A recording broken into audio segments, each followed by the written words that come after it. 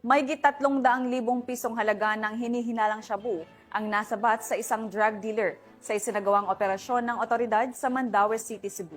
Ang balitang ito ay hatid ni Patrolwoman Nikia Caniedo.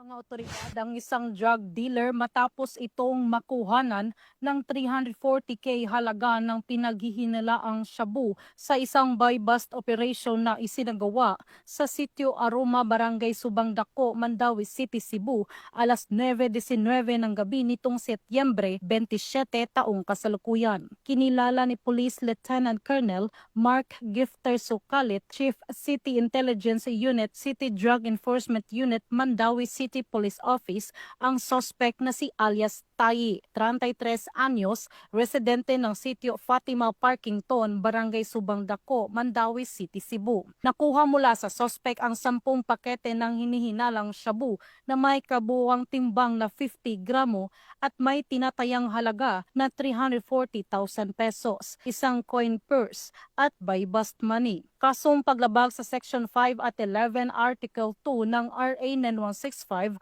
o Comprehensive Dangerous Drugs Act of 2002 ang kakarapin ng suspect na kasalukuyang nakadetain sa nasabing tanggapan. Police Colonel Cirilo B. Acosta Jr., the City Director, lauded the collaborative efforts of all operating units, stating that the arrest of this drug personality is not just a victory for law enforcement, it is a victory for the people of Mandaue. This achievement reflects the hard work, unity, and dedication of our officers and partner agencies who risk their lives to keep our communities safe. He said further that together we will continue to build a safer and more peaceful community for everyone. Patuloy ang determinadong kampanya ng kapulisan ng Mandaue City laban sa illegal na droga bilang bahagi ng pagsuporta sa adhikaing magkaroon ng ligtas at maayos na bagong Pilipinas.